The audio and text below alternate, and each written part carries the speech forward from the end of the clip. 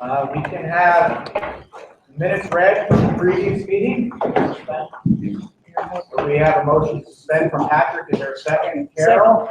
Discussion? All those in favor? Opposed? Motion carries. So we have a special guest with us for this meeting. We're having him at this now, Brother Joe Delaney from the United Way of Allegheny County. Brother Joe, if you'd like to talk about your program. All righty, thank you very much. Yeah, I see a lot of new faces here. Again, my name is Joe Delaney. I'm the AFL-CIO Community Service Liaison with the Allegheny County Labor Council and the United Way of Allegheny County. Thank you for inviting me here today. Say a few words. I'll keep it brief. Just give you a little idea of, first thing I want to say is I want to thank you and thank all union members in Allegheny County for donating to the United Way. The United Way is the only charity that we are embedded in, that we are part of the decision-making process of that agency. The United Way does a lot of good in the area. Like I said, they work with the unions. Here in Allegheny County, we have 12 liaisons here in the state of Pennsylvania, we have 12 liaisons like myself who work within the organization, but also work within labor. You'll see me on picket lines. You'll see me with strikes, strike assistance and all that kind of stuff. One area they do work in is with the Department of Labor and Industry and the Rapid Response Team. Okay, we talk to people that are losing their jobs. Unfortunately, this year we talked to almost 2,000 people that lost their jobs. Some of them being steel workers, one of them being Guardian Industries. I've actually talked to them, 135 union members. The latest being Shenango, okay, where we lost 172 union members again. Who on the rapid response team is unemployment compensation, health care. I come into the United Way and telling them what agencies are available within the community that can help them while they're transitioning into new jobs. Point of reference here, I was actually called by Mike Ruane, who is the president of that local, and he was wondering, what's going on. They didn't hear anything. Evidently, the company did not report to the Department of Labor and Industry. So by his call, I was able to hook him up with a rapid response coordinator. And on December 30th, they were able to have a rapid response meeting to inform the members what they had to do to get unemployment and other kind of services available in the community to help them out. So that was very valuable with that. Okay. So again, I just want to thank you and thank you. The United Way raised about $35 million last year to help the people in our areas. A lot of times we say, well, the union members did help the United Way. Yes, they do. I'm going to give you one example. Workers' comp laws as well as unemployment compensation, unfortunately, gets worse and worse every year as we know it. On the unemployment end, if you work a lot of hours in one quarter, they deem you not eligible for unemployment. It sucks. I mean, that's stupid. I don't know why. This is your money. You put in each and every month. Your employer puts in for you. So if you earn too much in a quarter, you're not qualified for unemployment. A call come into the 211 number. It was a laborer who knew he was being laid off every year, probably like 4 months out of the year. So he decided to work some overtime. That caused him not being eligible for unemployment.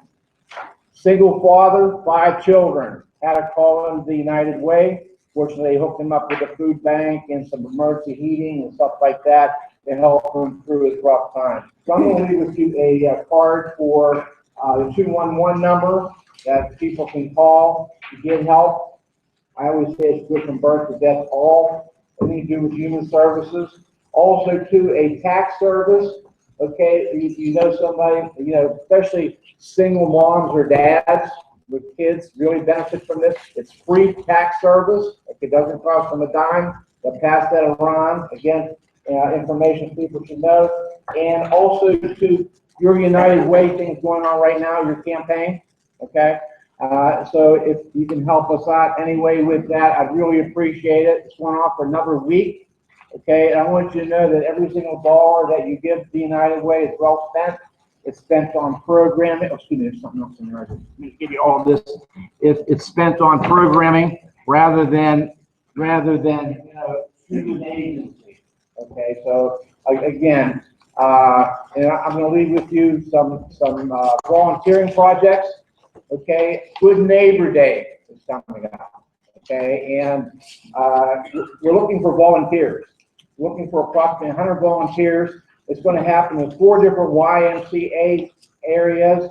It's going to with Daniel Tiger. It's going to memorialize Fred Rogers, and it's going to wrap around the impact areas, the seniors. They're going to have, the kids are going to be making greeting cards to send the seniors to brighten their day. Under the children and youth, they're going to assemble snack bags for children in our middle schools who may not get a lunch.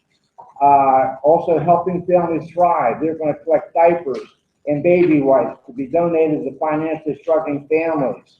And finally, people with disabilities.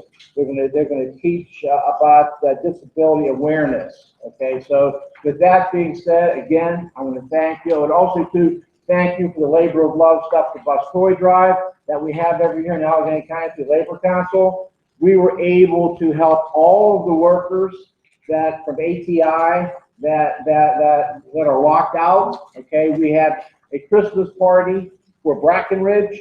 Okay, it was very, very well appreciated, as well as all the other locals. They wrapped a Christmas party around the toys that were donated. And so I want to thank you for that. I want to thank you for all that you do for the community, all that you do for workers. Thank you so much. And again, United Way Drive is going to be going on for another week. Please, we're not asking for a lot. Look at the participation, okay? That means a lot. When I go back, I'm able to say I have so many workers that participate within the United Way.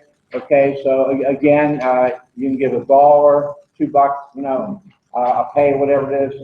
But please, if you can do something, if you can give to an agency, that's fine too, or you can get to the impact area. So I'll pass this one. If anybody wants to be a volunteer, give me a holler.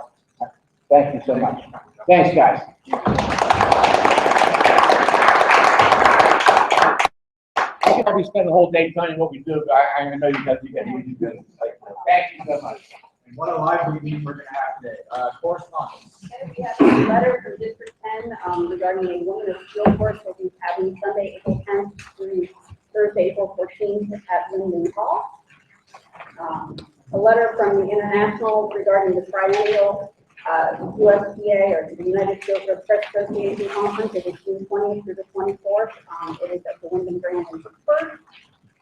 A letter from, or a call to convention letter from the Pennsylvania AFL-CIO for the 42nd Constitutional Convention, April 5th through the 7th. It's in Philadelphia, PA, at the Sheraton Philadelphia Downtown Hotel.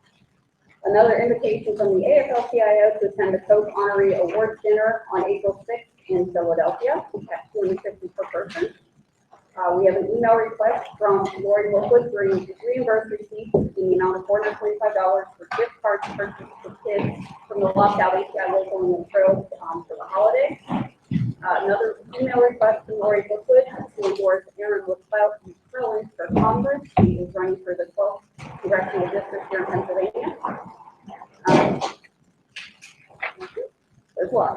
Another email regarding Common Sense Economics, Train the Trainer program being held February 3rd through 4th at the IBEW local 712 Hall in Beaver, PA. Another invitation from the Allegheny County Labor Council to attend their 23rd annual banquet dinner at Station Square Friday, April 22nd. A letter from District 10. They'll be holding another raffle for their athletic and recreation fund. It's based on the Pennsylvania lotteries. 10% of all proceeds will be split between Global Labor and Human Rights and the CA Fair Trade Coalition. We have not seen tickets yet, but I'll be looking for them. Next is A call letter from the Rapid Response Conference. The conference is April 25th to 27th in Washington, D.C. Registration $175 per delegate by March 1st or $200 after March 1st. Registration is due no later than April 1st. And they'll be staying at the hotel, Omniform Hotel in Washington. There may be a couple things on there that I just didn't miss on your agenda, but we also have information on the labor education programs from the University of Illinois Urbana that Steve Keller sent in. And we also had an email from Steffi regarding the third annual Cocktails and Conversations Maxwell Banca, Millville Murals Maxwell Banca event that is being held. Financial Secretary. Cash on hand, beginning of month, $149,007.87. Total receipts, $9,772.68. Total accounted for, $158,780.65.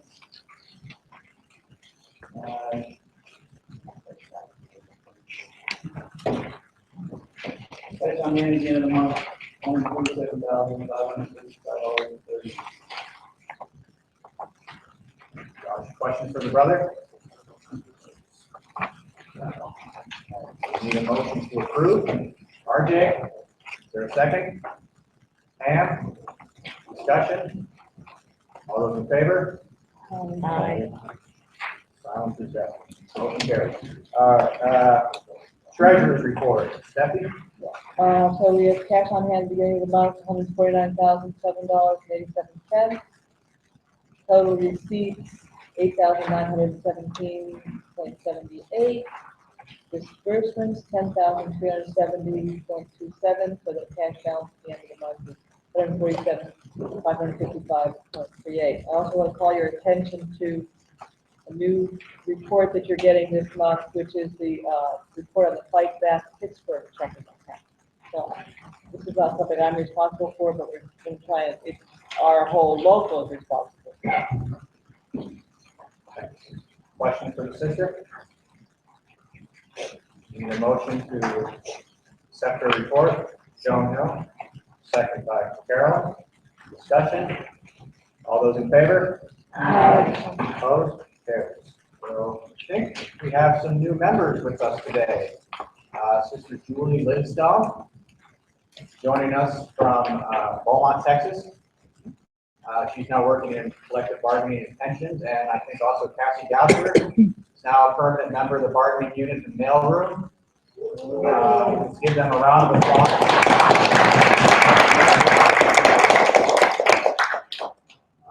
Then I ask you two sisters to stand up, swear you in.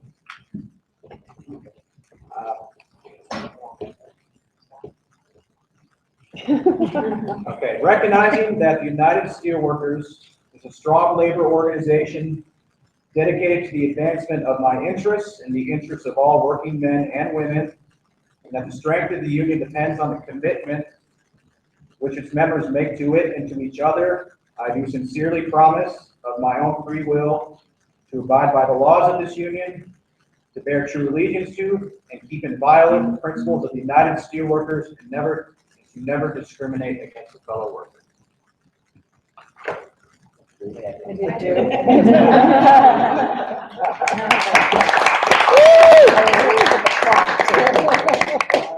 So I think you all got end of the year reports in your mailboxes probably last week. I want to thank Kenny Carlisle, Chelsea Engel, RJ Huffnagel, and Patrick Young for helping to put those together over the Christmas break, and also to Lisa Nutter for making sure they got mailed to you. So a round of applause. Okay, so we had our biannual joint committee on human relations meeting with the International today. Patrick, myself, our grievance chair, Jenny Van Schindel, met with Bob Roos, Jen Pfeiffer, and Jen Durick, who is now an excluded member of the personnel department. We got some information, we got no information, we had some frustration and a couple victories. So I'll just start with the first item on our list. We asked about the state of the international union. 2015 was a rough year for this union with the plant closures and layoffs. So we wanted to know what the finances are. And they said, we don't have that for you now. But they tell us that Stan Johnson, Marion Weston, and Ginger Hartman are putting together a report for the International Executive Board that is meeting in February. And then after that, they'll share with us information from that report. I don't want to alarm folks. They didn't say anything alarming, but we thought it prudent to ask just with all the layoffs that happened last year, particularly in our core sectors like steel, aluminum, and manufacturing. So as soon as we get that, we'll share that with everyone. This is going to be, point 2 is a frustrating one. Last year we had several lively meetings about the fact that our health care plan under the Affordable Care Act is considered grandfathered.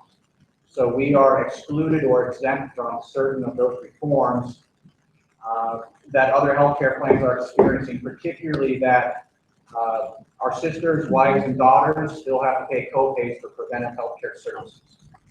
The International stated that it is not willing at this time to amend our plan so as to waive those fees. So, and we think if there's an issue that, okay, first of all, let me make clear, I think we have incredible health care compared to about 95% of other working Americans out there right now. But this is a principle for us, right? We worked very hard to elect President Obama to support his agenda in the Affordable Care Act. So we're going to continue making this a priority, not just at negotiations in 17 when our contract is up, but we're going to keep encouraging the international and pushing them. So we've talked some strategy and expect exciting things to happen over the next few months, okay? Here's how.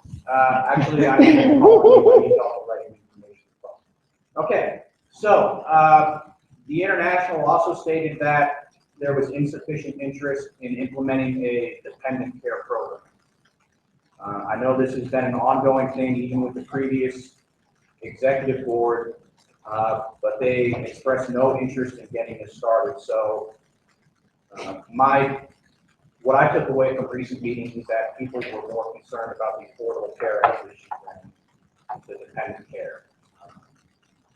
This won't be a scientific survey, but I'd like to hear from folks about that. How did they do? That was my question. I counted to 10 and decided not to ask what we're talking about. So, yeah, and to be clear, last time they brought this, last time we brought this up, this has been in our collective bargaining agreement since, for 2 rounds, so it's been in the collective bargaining agreement since 2012, the parties were going to talk about how to do this. This is when we asked for a child care subsidy. They said, well, maybe we can set up a deferred tax account to be able to make it similar to our HRA. Then they said there wasn't enough interest in doing it. So then we surveyed people and we came back and we said, hey, listen, we have 35 people who would be able to take advantage of this. Then their excuse was that they weren't able to find a vendor who would administer a group so small. And we mentioned this to Kerry Burnell. He was like, that's ridiculous. At US Steel, there are only 16 people on the program. So we took that back and along with the 2 vendors that Kerry pointed out, who were possibilities. And it was sitting on Paul Jamison's desk to move forward last fall, the last time we talked about it. And you know, the general tone of the meeting is they do not want to spend money on right now. And there is an administrative cost to setting it up, and their condition is listen, a couple dozen people would participate in it for a lot of people would be at the end of the year a wash because to deduct, after the fact, those costs. If the max, it would be about $1 benefit, post-tax benefit for people. And, in the mode where they're not even gonna pay for the birth control for people, they're not gonna, they don't wanna pay for the administrative costs of the insurance program. It's quite frankly bullshit, because for a lot of reasons, including the fact that they proposed to expand the program last time we wanted it, not doing it. So, but it seems to me like it's kind of a sticker shock, position that the international is in regarding spending money on anything, given how really crazy it is out there, with the amount of way out there. Patrick, I understand, that things are bad out there and that our members are being laid off. But, I hear from them constantly about this desire to make the international a more diverse workplace. And when they have a healthcare plan that doesn't reflect the goals of the Obamacare, and then they do this, they are really making this a hostile workplace. It's women who bear the brunt of responsibility in many cases for jobs. And they're saying, we won't bother with it. What is it, only $1,000? I mean, for a lot of young women, that's a lot of money. And then to say, oh yeah, by the way, pay for your own bills, pay for your own annual, whatever. It's. No, I completely agree with you. It's bullshit on both counts, and I think that we really need to tease on the ECA thing. I went into an explanation so people could understand at least the argument that they're throwing at us, so we can make the argument back to I don't agree with them. I'm totally. Janet, then we'll go on to the rest of this list and close. I just have to point out that MLK, and Cecile Richards from Planned Parenthood and MLK, with Richard Koka saying about the AFL-CIO support for Planned Parenthood. Just saying, Planned Parenthood provides healthcare to women. What the hell are we doing? So, what we're hearing is that these are issues we want to continue pursuing and pressing before our contract is up. So, we will make these priorities for the remainder of the year, okay? Okay, so on to a victory. Number 3. So our contract has language on a joint safety health committee, which has actually never been constituted until yesterday. The International has designated people to serve on that committee, and I believe our Health and Safety Committee will need to put people on that. But so that committee shall meet no less than quarterly to deal with some of the ongoing issues here. And also, I would encourage them to reach out to our brothers and sisters in the district offices as well. Okay, so the parking garage. I'm not gonna bullshit you. That's gonna be a mess. He's staying. So I was under the impression that construction is gonna begin middle of May, but I understand come April 1st, parking is not available. Is that right? Okay, someone. All right, so parking isn't going to be available come mid-spring, basically. And there's not a whole lot here in downtown Pittsburgh. In fact, the Port Authority is losing a garage. There's a wait list at other garages. The one across the street is about double what people are currently paying now for leases. So what the International said is if there is interest in like a bunch of folks going in on the Station Square, they will help facilitate that process. So I have email addresses for everyone who has a lease. I'll reach out to you next week, see if you're interested in that or not. Based on your responses, I'll go to the International and say, please get this going. So it's going to be a mess. It's going to be disruptive. They're hoping that construction will last about 5 months, but that's a very, very ambitious projection. To be clear, we did ask them to allow us to telecommute for the period of time.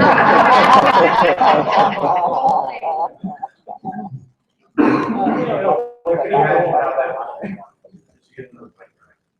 that What about, who gets to get into the new garage? That is also TBD. Yeah. The garage is not up to code, and so they don't know yet how many spaces are going to be open after construction.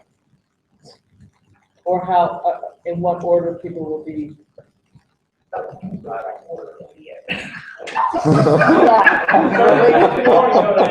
did not ask that question, Stephanie, but that is, we're following up. So our other victory is after construction is done and when next winter's over, we'll have a picnic table, probably out there.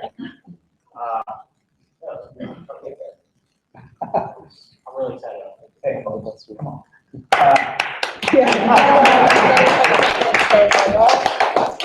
Some at a time. Rome wasn't built today. So, other news, there's a sub-district office in District 12 in Kent. There was a possibility that that office would be closed down. This is Dee Smith's.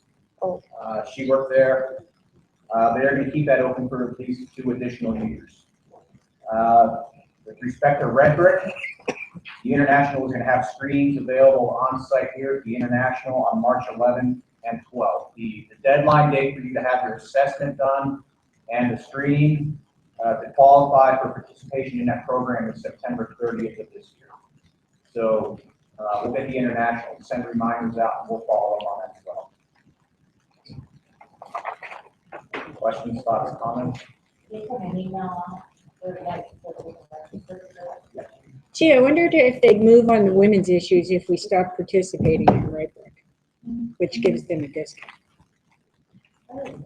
Which gives them a Yeah, discount. except it was screwed too. Yeah. Financially, to an extent, yes. They're not actually getting it. They don't get, so for us participating in wellness programs, they don't get a discount for self-insurance plan.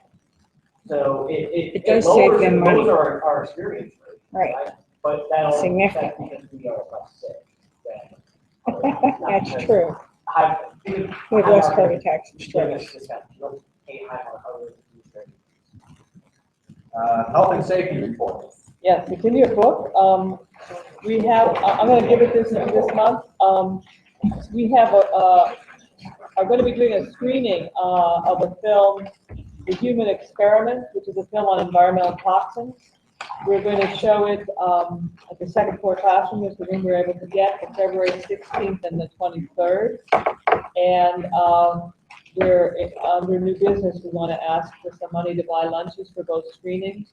So therefore, we're going to request RSVPs, so we know how many lunches to order. We asked John Kirkland to recirculate Bob Root's email from 2012, which is on the back of our report, regarding fragrances. We were not able to, he did not circulate it, so we're going to try and get it circulated. I at least wanted you all to see it. Point of information. We did talk about that at the HR meeting. Perkway funded it to Roots. Roots is going to send, is going to send it out. All right, check off. There's, I guess, tension between the Secretary of Treasury's office and the President's office about who is responsible for it. The current war is, you know, they I guess, charge.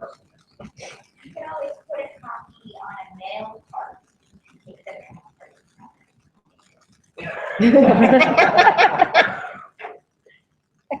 On the ADA follow-up, we celebrate the release of the ADA report that we got last month. But we're requesting any missing information on the 10th floor and other missing floors, particularly where our affected members work.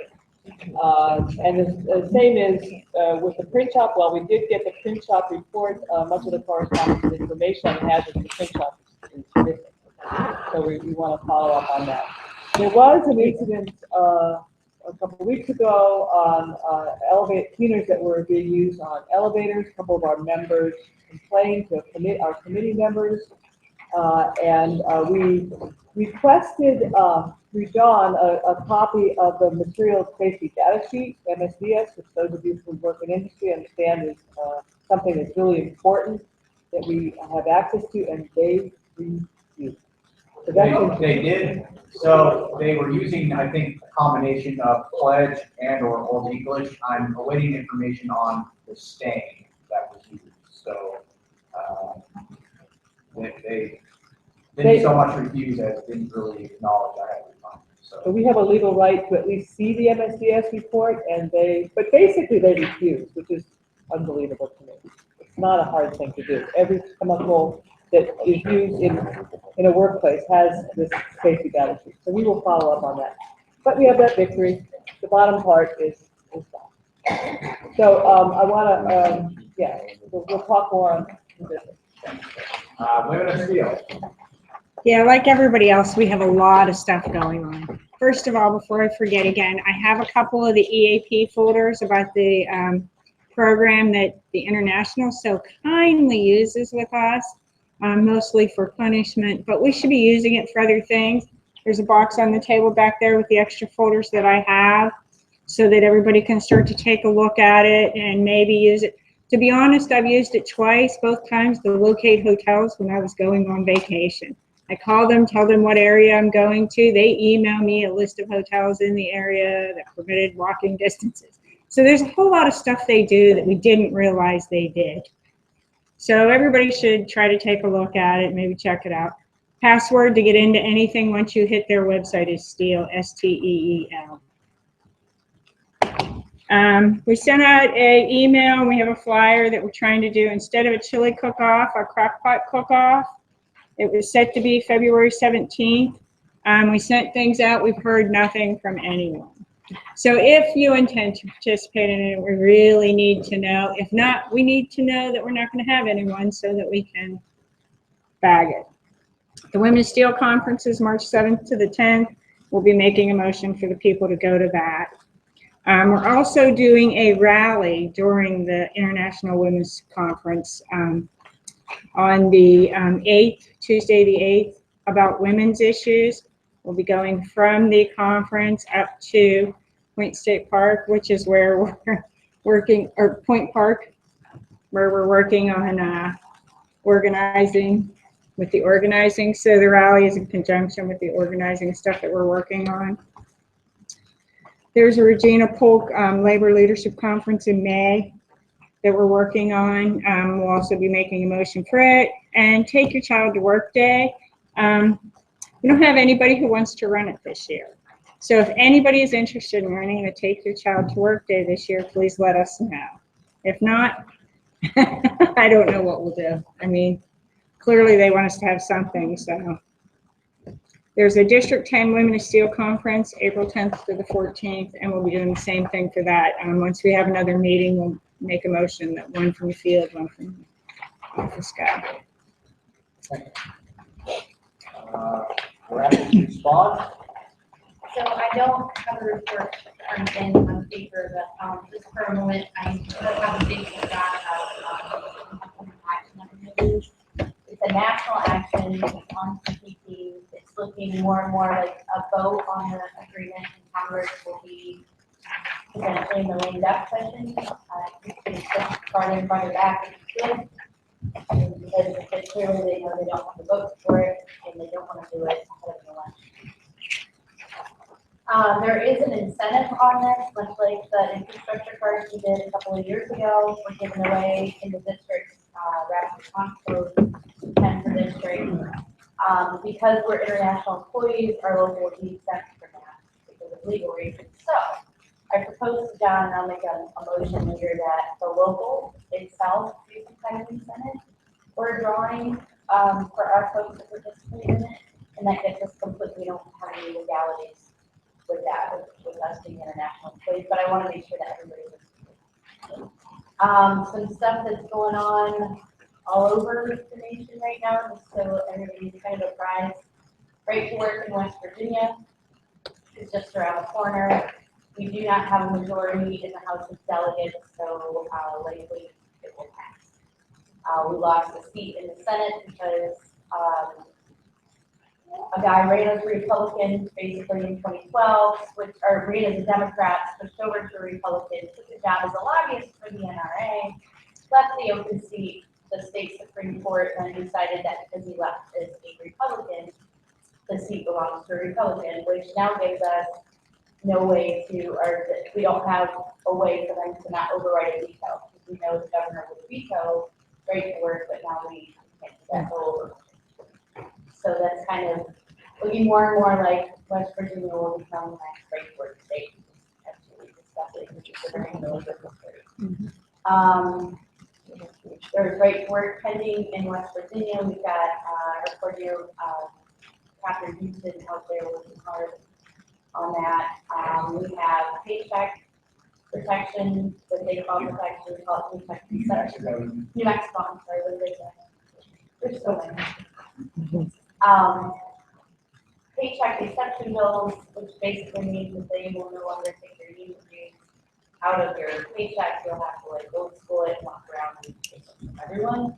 Which we all know what that would be, right? Right. So that's going on in Missouri, along with 6 pending right to work bills that they're trying to push through. Wisconsin, we just put a petition out. They're trying to gut workers' comp, basically making it so the employee will be responsible if they're responsible in an accident, or the company deems them responsible in an accident, for a lower amount of workers' comp compensation that they will get. The analogy that we used on a piece we put out today was, you know, you're working in a hot environment, you're sweating, you take your safety glasses off for a moment, wipe your brow, you get something in your eye. They can now say that, well, that accident is 50% your problem because you took the PPE off. So we're going to dock 50% to 66% of the pay that you will get in workers' comp. You can get a lawyer, but they're going to charge you 30% of that. So now you're down to 50%. So I think we all know that it's not going to work.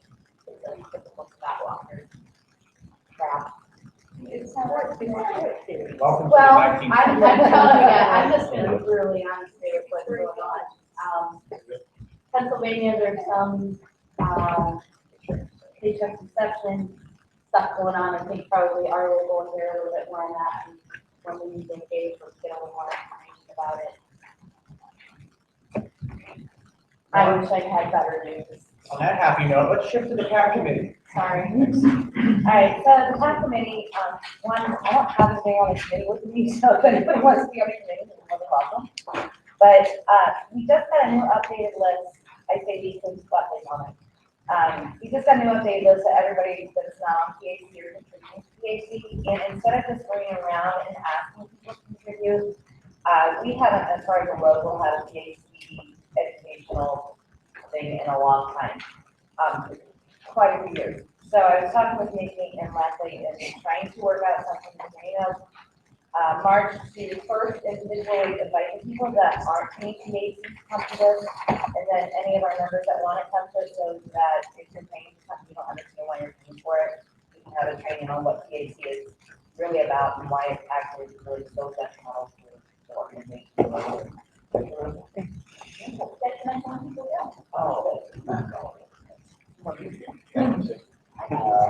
Okay, new member committee. The new member committee keeps on greeting new members as we keep on having new members we swore in today too.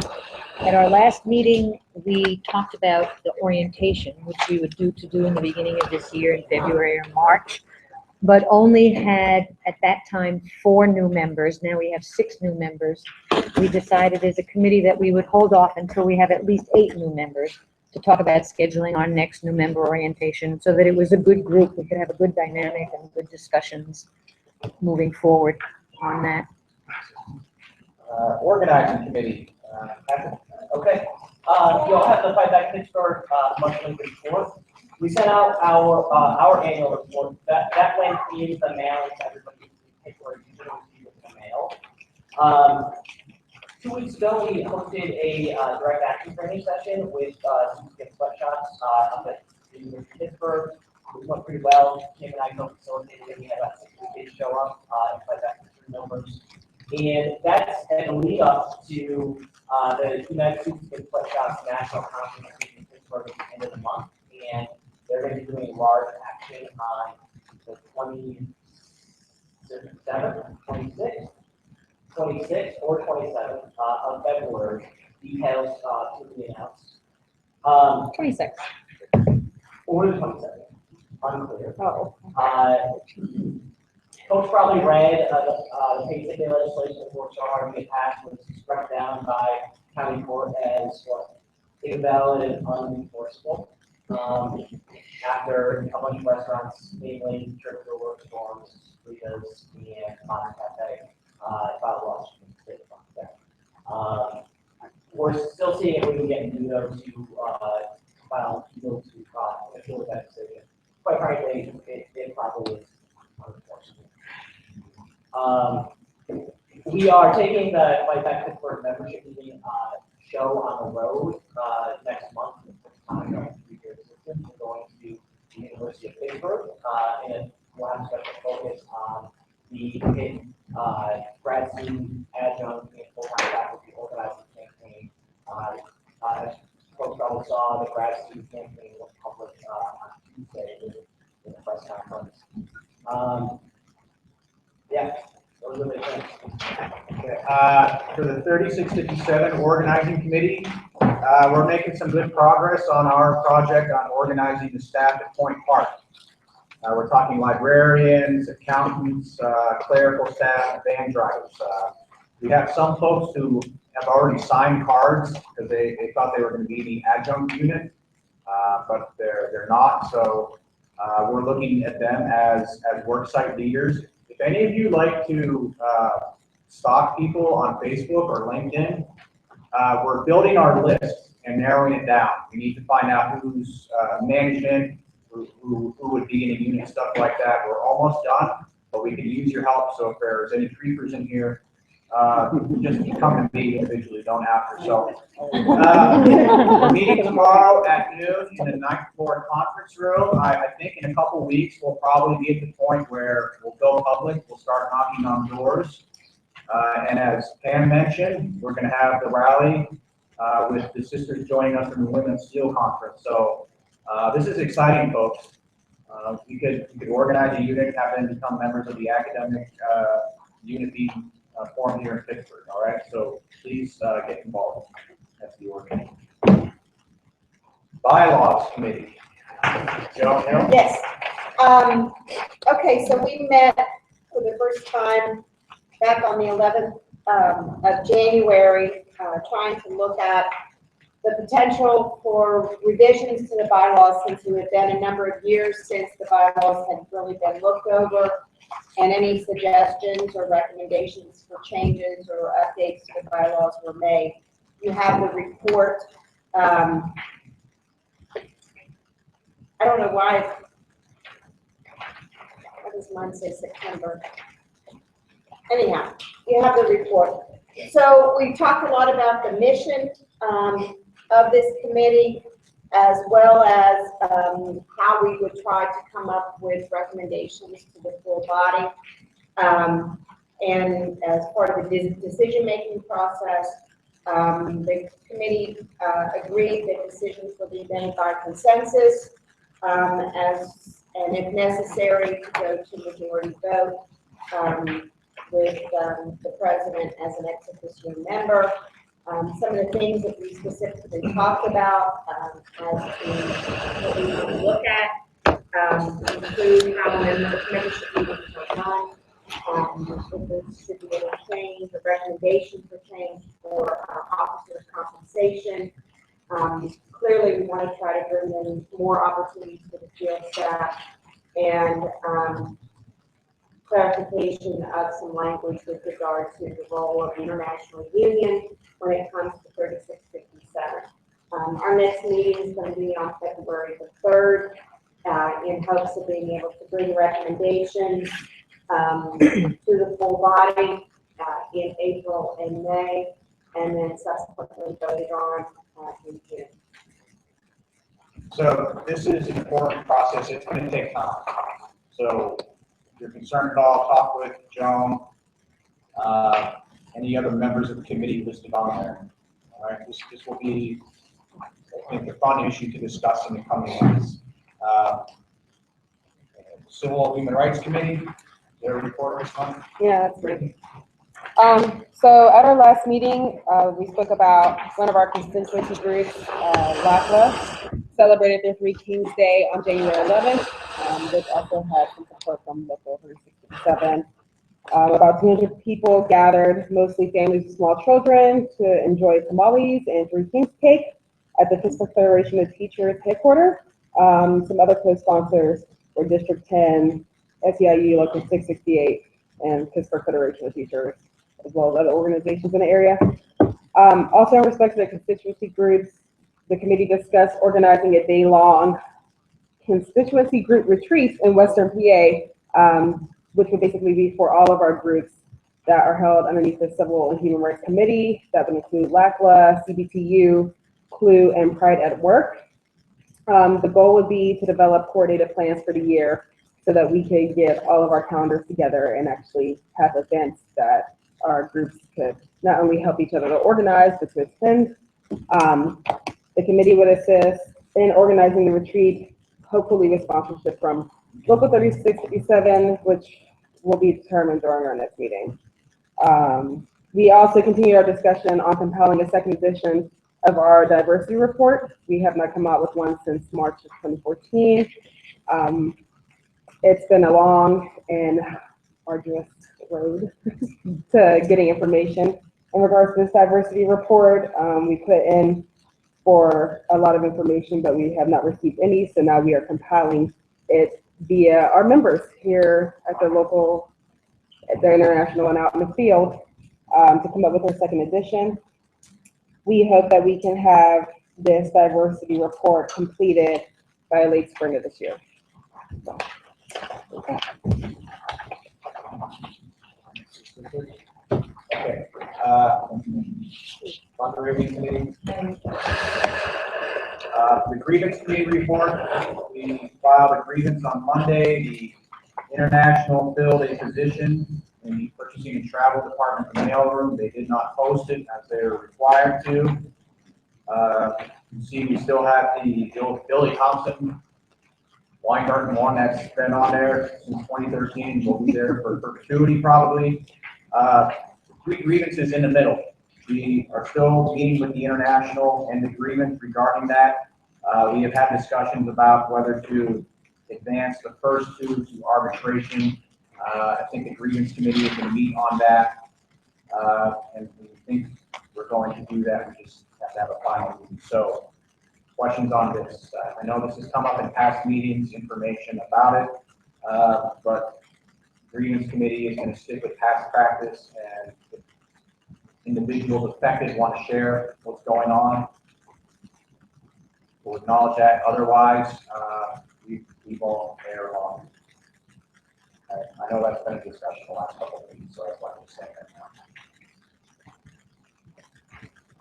Okay, old business. All right, in the old business, we have the labor notes conference, April 1st through the 3rd. 4 people emailed me expressing interest, so those 4 people will be attending. It'll be John Leslie, Patrick Young, Guillermo Perez, and we're sending out Al Fargo. We also, on old business, Molly had mentioned about needing a new computer for live streaming. I don't see her here. There is stuff on. Pardon? So you have- So I talked with her after the last meeting. I also spoke with Lance about the hearing demo that is currently used, and he was pretty adamant that if we go to Lance for anything regarding a computer, it would be another hand down. So I recommended to Molly that we go out on our own, and I put together a list of items, and we estimated about $1,500 to upgrade the laptop, 2 to 3 year warranty to cover every kind of maintenance, external hard drive, and new webcams. So I don't know what the official procedure is, so we can work with that after the meeting. So, how about this? Why don't you talk with Molly and get that specific information to us? Okay. And then next month we'll, so we can share the information with folks. Okay. And then have a decision around it then. Yeah. Thanks for following up on that, Sean. All right, new business. All right. We got a lot of it. Yeah. kind of tricky because at midnight, I didn't copy and paste everything from correspondence from business, so it was like the in addition to what was doing that. So, first thing was we had a letter from District 10 regarding the Women of Steel Force Sunday, just used for Women of Steel, so. Women Steel recommends one from the field and one from the international to attend. So, that, We make a motion? motion by Pam, second by Patrick. Discussion? All those in favor? Aye. Opposed? Carries. So I guess if folks are interested, Pam, they follow up with you. Should email me, yes. Email Pam Delvian, or Cantalina. Cantalina.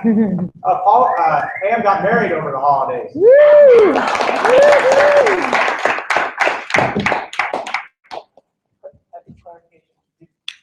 That motion including lost time expenses? Yes. Thank you.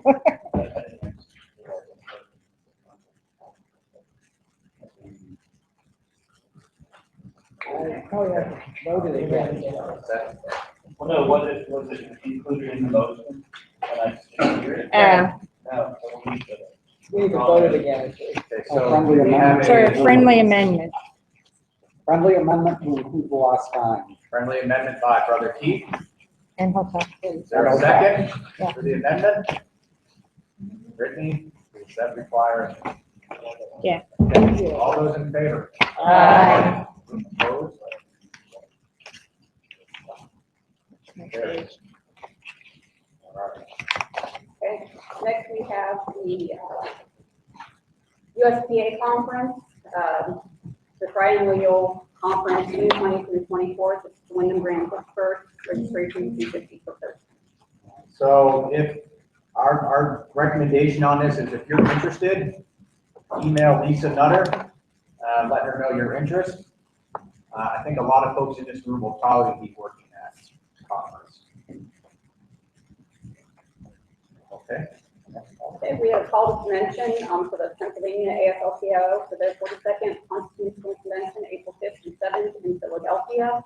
It's at the Sheraton Philadelphia Downtown Hotel. Registration is $50 per person. Hotel is $165 plus tax per night. And we have 3 credentials. We have 3 voting credentials. So we're recommending that one person attend. Okay. Lost time and expenses. Down here, we feel right here.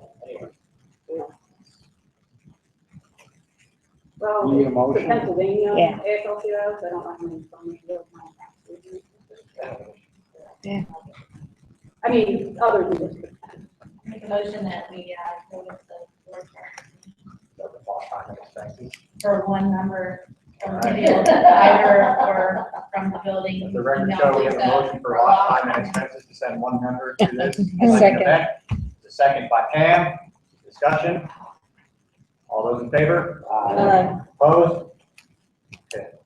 Just to be clear real quick, the reason we make a big deal about that expenses, that's a significant portion of the funds that we're spending. Let's say we spend $500 on a conference. The biggest chunk of that is the $1,500 on bathroom. A lot of times, so that's why we have to, when the motion is made, it has to include that, or you have to take vacation.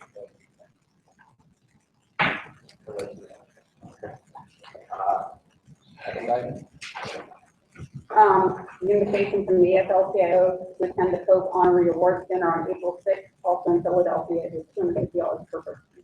We're not recommending action on that. Can I ask a question? Yeah. Did you say who to email over the last one? We did not. So if interested, email Lisa. Yeah, you know. Okay, sorry. Is there any discussion on the invitation to the AFL-CIO Coke Honorary Awards Dinner?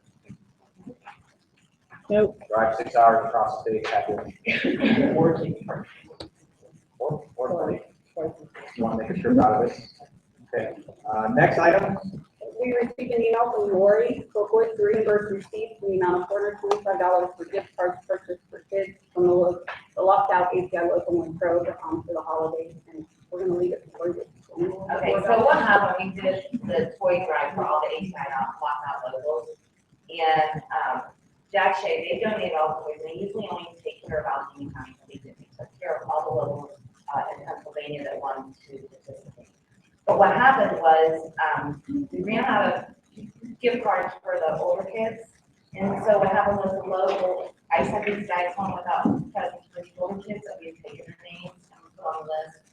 And so what happened was the local paid for these presents for the kids, it was just $25 gift cards, I think, for however many kids that were like between the ages of 15 and 18. But I wanted not the local to have to pay them back because they're locked out, and I wanted to get the local reimburse them for our mistake of not having toys for that age group. Think that's-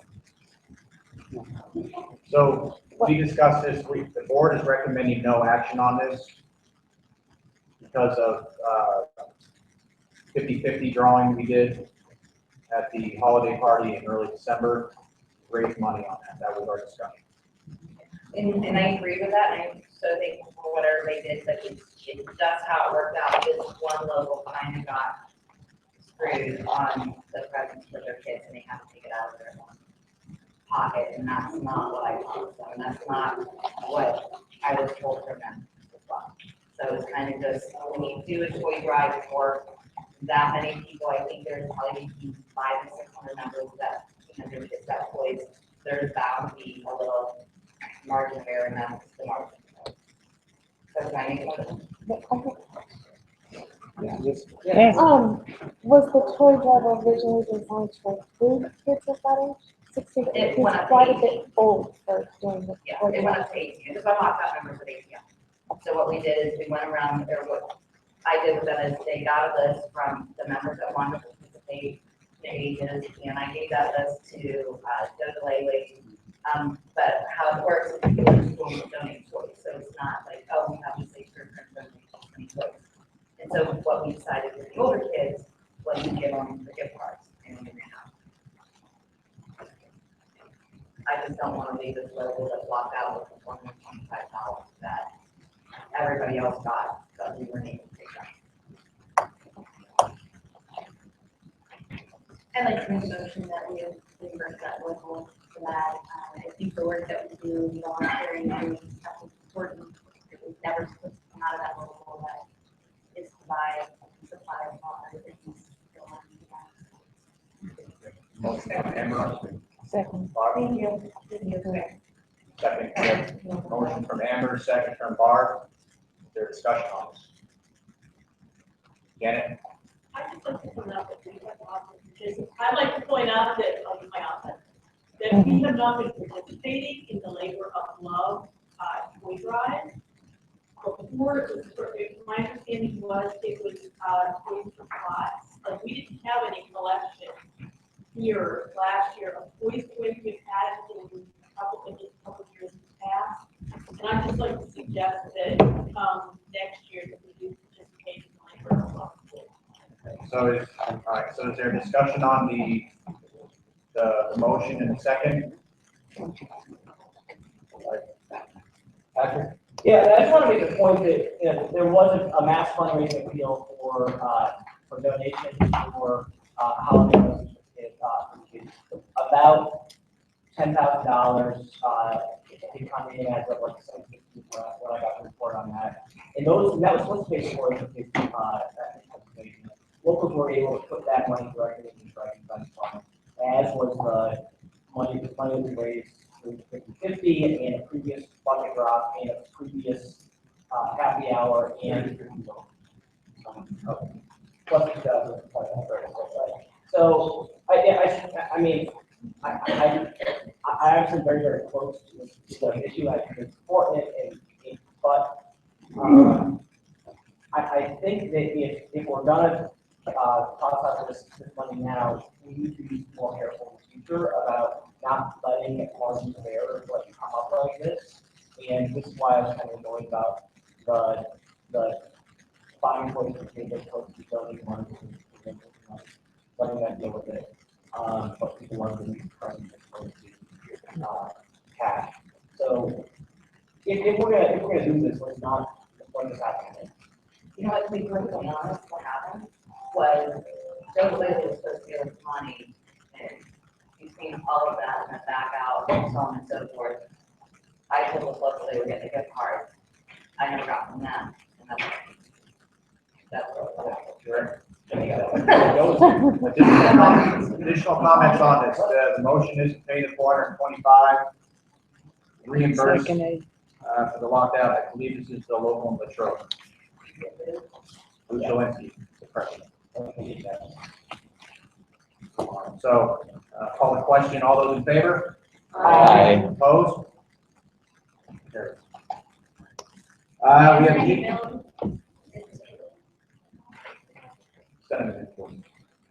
we have an email request from, I'm sorry.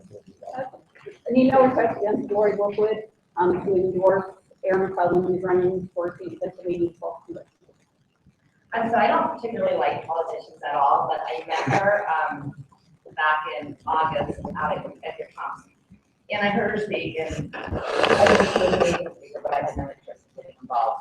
But I actually ran into her last week, not in a bar, I swear. But we sat and talked for a good hour and a half. And this is a woman that has, I can't remember what area she's out of. She lives in Brackenridge, right across from Mattio's Pizza. So where she's at is where one of our locals has hit the hardest. Now, our other locals have stepped up. She's been online, she's visited everything, having a talk with this woman for an hour and a half. They truly enjoyed her. She comes from a union background. She understands something that a lot of people don't understand, that community does in communities go to. And this is one of her communities. But I think four other locals of our rank and file have backed her. She has gone to international and met with Waters. And for whatever reason, he was very dismissive for what she said. And I think as a local. That's not the way you described it to me. It's a day. So as a local, I think meeting her firsthand, our rank and file, believe in her, I believe in her. She is standing right next to our members, and I think it would be really cool of our local to separate ourselves and take a stand and say that we support this one. Second that motion, she is absolutely right. Motion from Lori and a second from Bart Flagstaff. So the board discussed this. Our recommendation at this time is to table it because we're just not sure how this works. Do we just say at this meeting we endorse you? Is there a process we go through? We I've do never that, dealt and with then this. basically what it is, I have a form of hers that we just fill out, and so that way on her website, she can just say, you can USW local 3657, no money or anything like that. Can we ask our staff man? I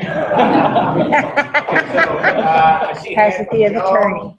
and then Stephanie, and then Janet.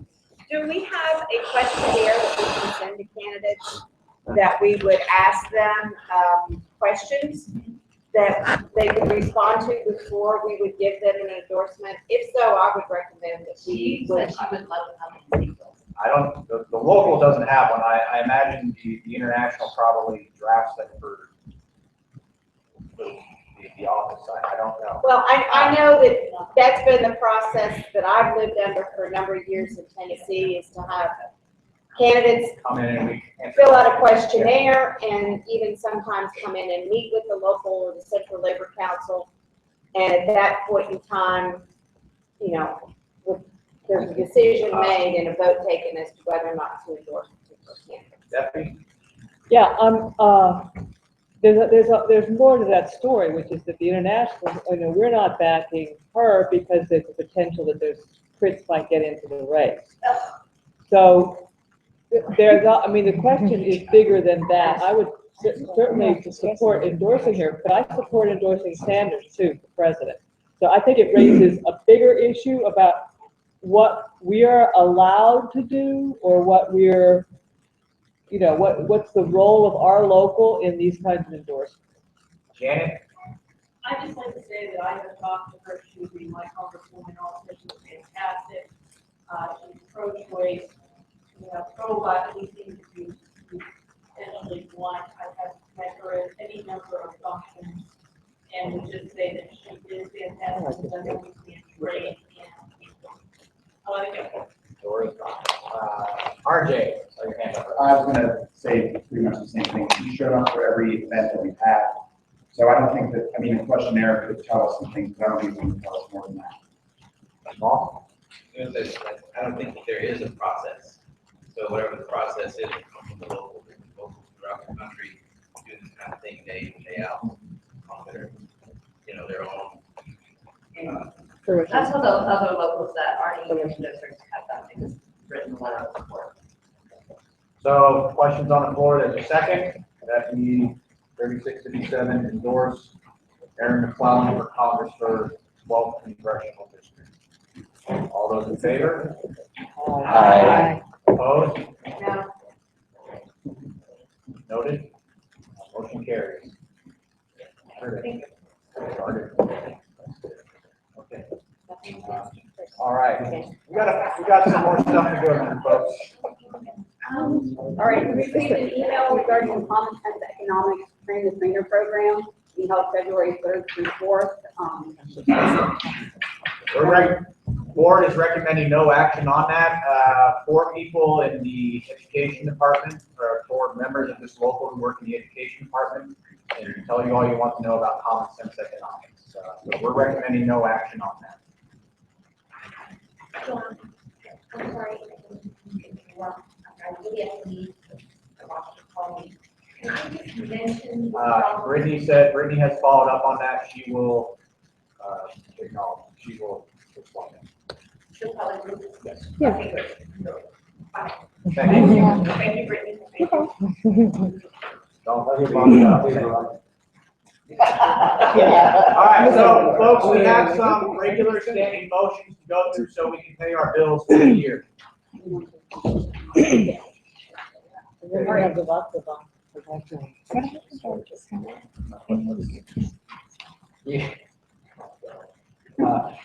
a motion for flowers or $50 donation to a charity for members who have had a death in their family per bereavement guidelines in our CBA. Motion. Motion by Steffi, is there a second? Brett, discussion. I think we need to dive into this debate. Call the question. All those in favor? Aye. Opposed? No. Carried. I haven't talked about this. I have a question. There's a question. No, they called the question. We need a motion for travel expenses to cover top officer from the field up to 12 times a year for local union meetings and/or other local union business. So moved. Motion by Steffi. Okay. Second the motion. I second it. Okay, discussion, Sherry? Traditionally, this has been our grievance chair. Previous administration, it was Dion Babin, who works in the District 13 office. Now it's Jenny Van Schindel, who's our grievance chair and trustee. She works in the District 2 Menasha office. I'm not flying Paris on the local side. Okay. We had a motion, second by Carolyn. Is there discussion? Will they have to use vacation time to come here for No, these meetings? we Or seek lost time. or do we need to add lost time in there? It just says travel expenses. Lost time we travel. And what's this space right there just talks about that, right? This has been copied verbatim from last year, but we can insert that language in there if there's a friendly amendment. Friendly amendment. Keith, is there? We all cool with the friendly amendment? Jazz hands? What we'd like to see. All right. Can someone read it? All those in favor? Aye. Opposed? Oh, shit, I can't. Okay. Motion for 1-year SOAR dues, which are $12, and $50 is a retirement gift for retired. Make a motion. Sure. If we don't retire, we pay our SOAR dues, and get it done, not wait. SOAR dues for 1 year. We have a motion by Sherry. Is there a second? Amber, discussion?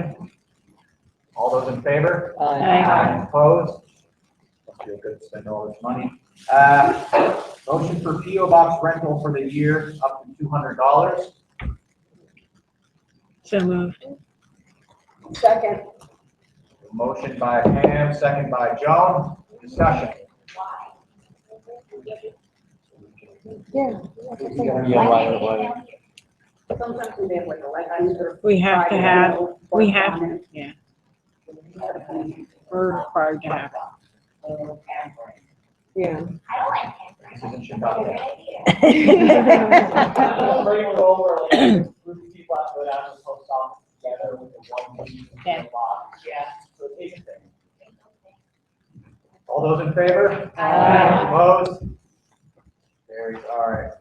Motion for Fight Back Pittsburgh donation of $250 per month. That's including the month of January 2016, because this month has not been covered by motion from the previous year. Question? Why does it say up to $250? How is that determined? All of our motions always say up to, they never say an exact amount. It is 200. I don't know, that's the way that they always did it. It became 200. So is there anyone signaling support for the motion? I'll make the motion. Motion by Patrick, is there a second? Pam, discussion?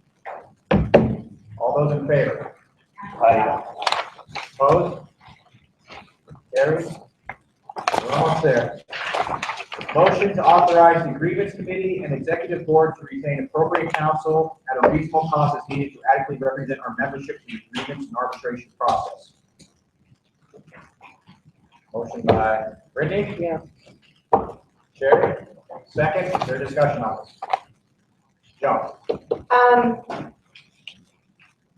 Do we have to sign a retainer with this council so that we're gonna be like using them on an as-needed basis? They bill us on an as-needed basis. I cannot recall their rates off the top of my head, but you can provide that information. Oh. It's not a retainer, so we don't pay we don't pay like $500 a year, for retainer.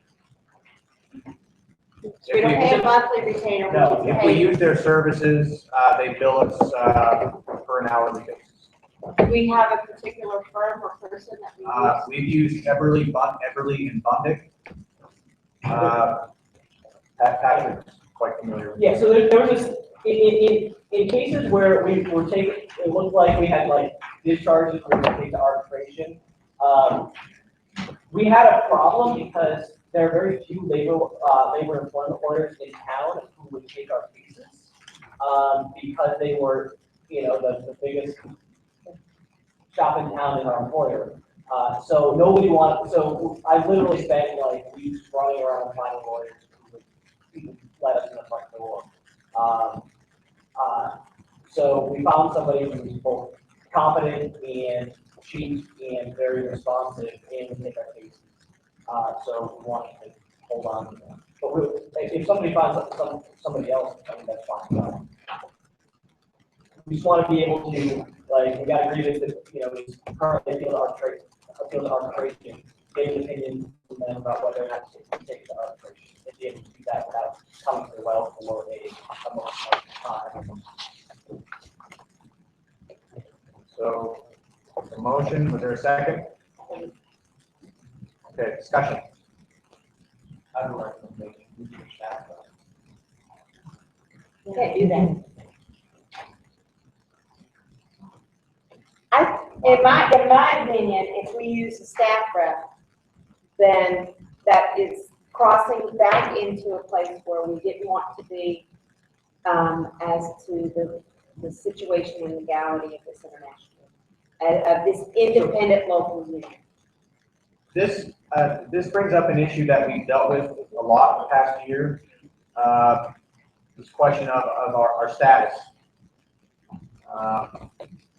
We have used Ross, we've relied on his guidance, and we've also relied on the attorneys. So we're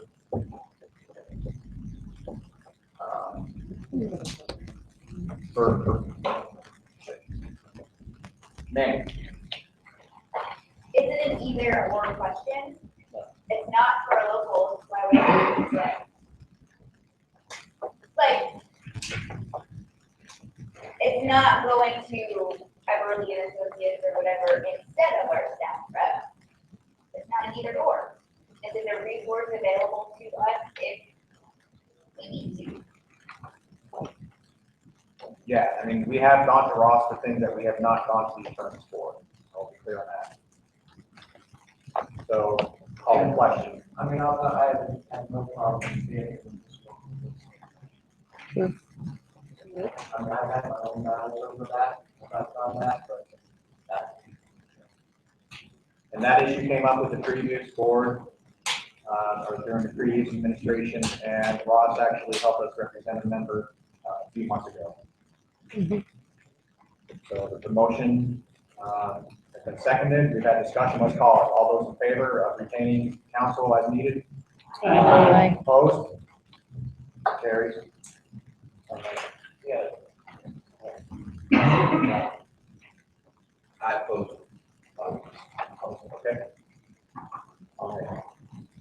We have a motion for, we need a motion for a $50 a month conference line, so we get a subscription to Maestro, which will let us set up separate lines for conference calls. We are doing this a lot. We're doing monthly conference calls with our stewards out in the district to try and build that relationship. We're also going to consider doing like a town hall format with our brothers and sisters in the field. So this service has been very helpful, I think, in building this local.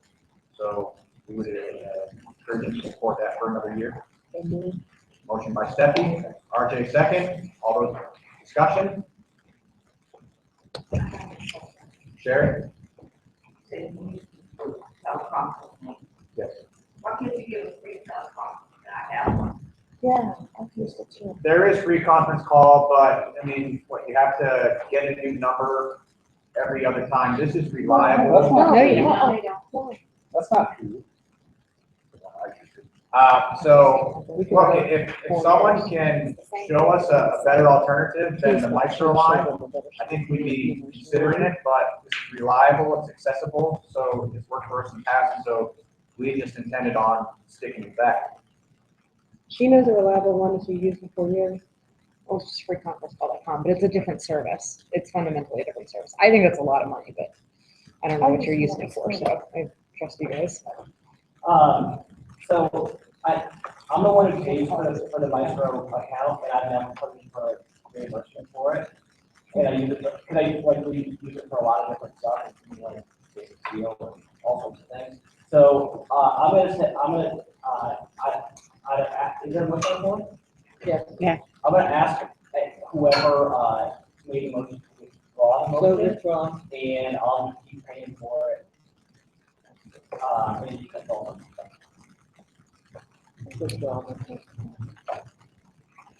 That's fine. No one agreed with it, they didn't pay for it. There we go. So Stephanie has said she will withdraw her motion. What's the forte of that? You don't need to know it. It's mine. You can ask for somebody else to make the motion. So that's motion to approve fellowships once a year for up to $25 per member as approved by the executive board. This is when our sisters and brothers in the districts get together and they want to have a meal together. When some of us are out traveling and we want to have a meal, break bread with them as a way to build fellowship among our membership. So this has gone over very well with our members of the field. Ask for you to continue to support this. I'm hoping that we continue. Sherry? Is there a second? Pam? Discussion? Joan? How does this work? I've never heard of this before. If District 9 is having a meeting and Kay is going to meet together with the other sisters, they'll send Lisa an email saying, hey, we're going to have together. We'd like to have a 3657 fellowship one night where the 3 or 4 of us get together and have a meal. And so they can expense a meal up to $25. And here in Pittsburgh, in the building, so when we had a holiday party every year, like on the second floor that we had in our summer picnic, that's out of that $25 allotment. So, well, in the past, what we had was this goofy thing where anytime somebody wanted to have a fellowship, they had to make basically a pro forma motion to spend up $25 for a fellowship event, in the conference. And there was one that came up about every month. There wasn't ever any disagreement about it, so we said, why don't we just approve it at the meeting here if we want to acknowledge the fact that people know in the authorized report. In advance. Yeah. Okay. So now that you're changing the way we're doing this, will you still be continuing to attempt to have people from the A board attending those fellowships so that they still get to meet and greet with? Okay. So call it, all those in favor? Aye. Opposed? Carries. All right, so we got a couple left that didn't get carried over. All right, so we have an invitation from the Allegheny County Labor Council to attend the 23rd annual banquet dinner at Sheraton Station Square. Tickets are about $125 a piece, table of 10 for $1,200. We are recommending no action on that. What was the date of that? April 22nd, Friday.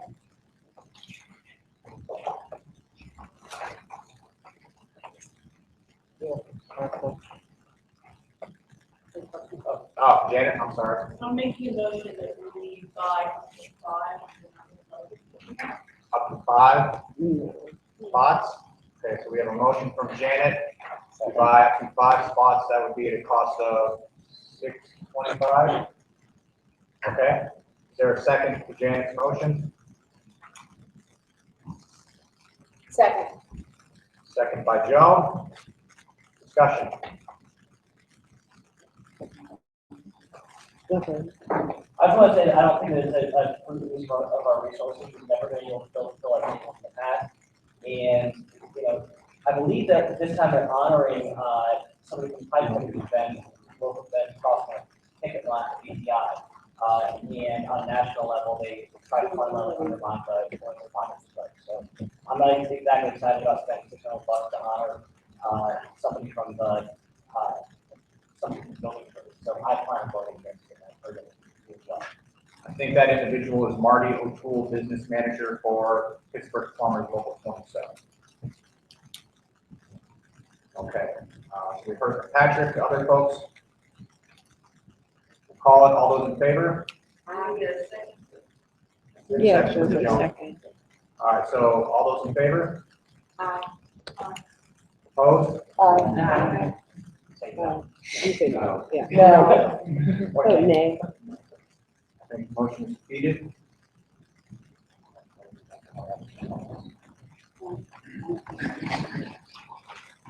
All right, so we have a call letter for rapid response conference, April 25th to 27th in Washington, D.C. Registration is $175 per delegate. Needs to be in by March 1st or $200 after March 1st, 2016. The board is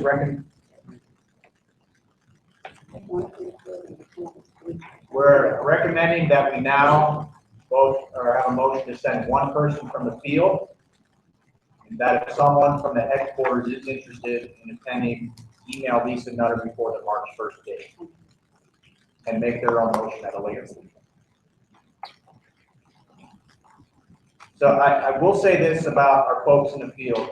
Like, we often see the call letters before them.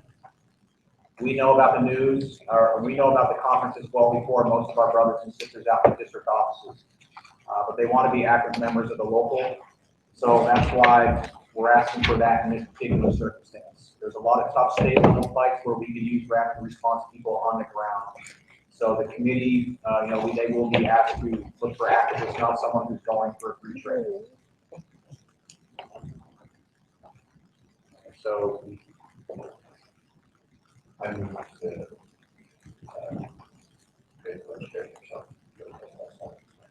registration, lost time, expenses for a person from the field. Second by RJ. Is there discussion? All right, all those in favor? Aye. Opposed?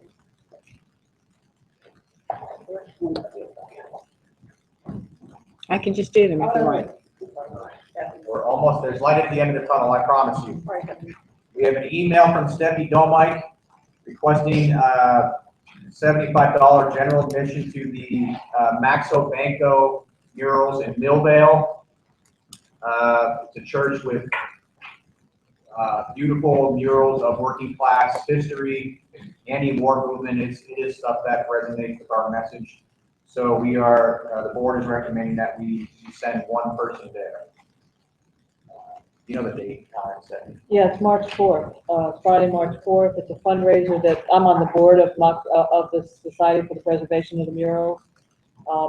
And we take leadership students there every year. We take 2 groups, and we take foreign visitors. It's a remarkable set of murals, unseen anywhere else in the United States. You can't see this kind of work. And it's right here in Pittsburgh. So I'm already going. I'm not asking for a free ticket for myself, but I would like to encourage somebody else from our local to join us for the fundraiser. Is there a motion in support of this? So moved. Jamal, second. Angela, discussion?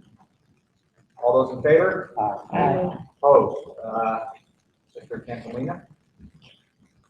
For the Women of Steel, we can't seem to find a motion where we made a motion for the Women of Steel Conference, March 7th to the 10th.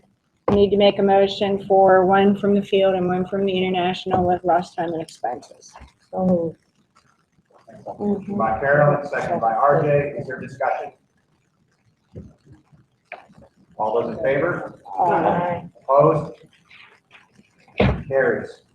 Is that it for? No, I'm not done. The Crackpot Cook-Off, February 17th, I need to make a motion for up to $200 for supplies that we may need if we have the Crackpot Cook-Off, which would be like paper towels, napkins, cups, spoons, utensils to serve whatever's in the cook-off. So moved. Jamal, motion. Is there a second? Second. Steffi, is there discussion on this? Well, don't we need to see if people are going to register for it?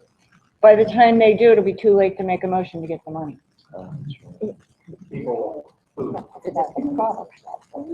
I won't buy it until the, right. All Yeah. right, so all those in favor? Aye. Opposed? Sure, opposed? Okay. And the last one is in conjunction with the rally for International Women's Day. We're not sure what supplies there are for poster making, and so we would like to make a motion for up to $200 for any supplies we may need to make posters for that rally. So moved. Second. Steffi? Second by Janet. Is there discussion on it? Okay, all those in favor? Aye. Opposed? Carries. That's it. Oh, District 10 Women of Steel Conference is April 10th to the 14th. That one? The other one, Yeah, District 10 Women of Steel Conference is the 10th through the 14th. It's really a training for women of steel, newer union members, etc. So I make a motion that we send, again, one from the international and one from the field with lost time and expenses, but there's conditions to who may go to this. They have to be people who have not attended it, because there's no reason for somebody to go to it twice.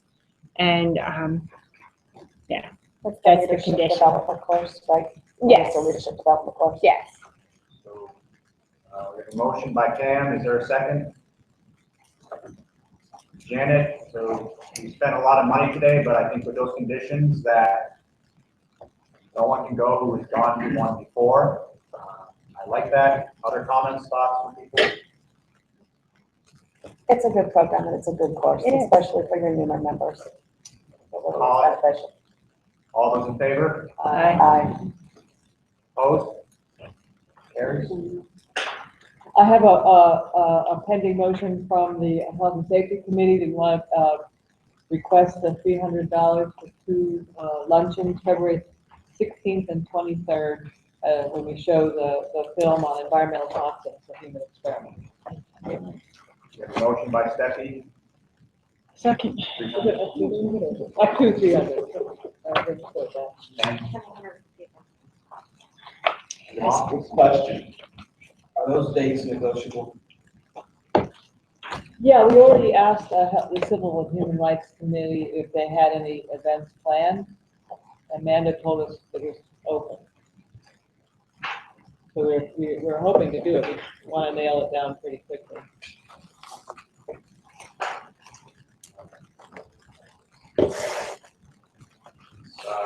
Further discussion, all those in favor? Aye. Opposed? Carries. All right, good and welfare. If you remember, back in December, we had a motion to buy service pins for members celebrating milestones. If you look, we have members who are celebrating a lot this month. From Laura Walker, District 12, with 1 year service to Brendan Blake on the 12th floor with 46 years of service. So to see them, congratulate them. They'll have a pin on their way, including folks in the field. Any other good and welfare? RJ? Just that our next 2 meetings will be on the second floor after February 1st. Ross? I got an answer on your question. You are committed to do it, you can have this contract amended, and they are not. Thank you, Ross. All right. We need a motion to pay all bills. I make that motion. RJ, second, Brittany.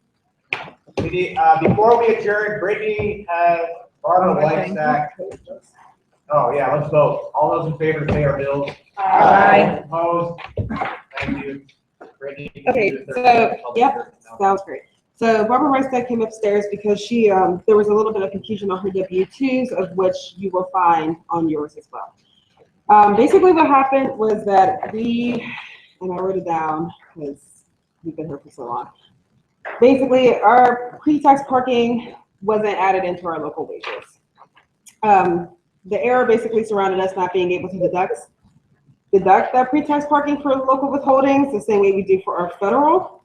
It occurred over 11 pays, so you will notice a difference on your W-2 between your state and your local withholdings. The amount is fairly negligible. If you've already been inputting or if you've already done your taxes, you probably will have noticed, and most people are not off by more than $1,000. It wasn't caught by anyone on their checks because it was so small, and it was taken over 11 periods. So basically, what we've come to figure out is that when you go to claim your dues with your local taxes, it typically generates a refund. Any amounts that weren't withheld that should have been will be taken out of that refund. So you either receive part of the refund or no refund for those dues when you go to file your local taxes. So far, we have not determined a way of giving all this excess information to everybody that received the W-2 so far. But if you have any further questions, you can send correspondence to Corinne Notlin. But I would like to assert to everyone here, from me, not from them, that it is fairly negligible. It's not going to throw up any crazy red flags on your local taxes. You will not see a man with a hat and a suitcase coming to your door. Unless you got the lottery draw and. All right, we need a motion to adjourn.